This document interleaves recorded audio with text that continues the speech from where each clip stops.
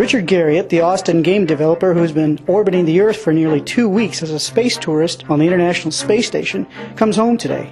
He's not gliding to a runway in the space shuttle, and he's not splashing down in the ocean like the old astronauts. He's coming down the Russian way, with mostly only parachutes on the ground to stop his fall. Garriott and 2 cosmonauts will land on the steppes of Kazakhstan, not far from where they were first launched into space.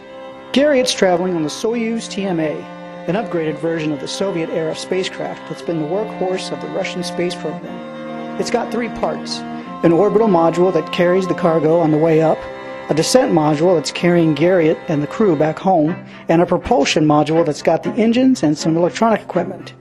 After the Soyuz separates from the space station, it fires the engines for 15 seconds to orient itself properly. It's now flying with its engines facing forward. About 2.5 hours later, and 12 miles away from the space station, the Soyuz fires up the engines again, this time for 4 minutes to slow it down. The crew in the descent module jettison the other 2 modules, which eventually fall to Earth and burn up in the atmosphere.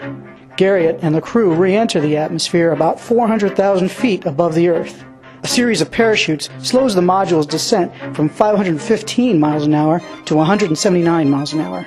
Then the main parachute opens and slows the module's descent to about 16 miles an hour. The module is drifting at a 30-degree angle to cool off its underside, but the parachute harnesses eventually shift the capsule upright. When the module is a mere 31 inches from the ground, 6 landing rockets ignite to cushion the hard landing.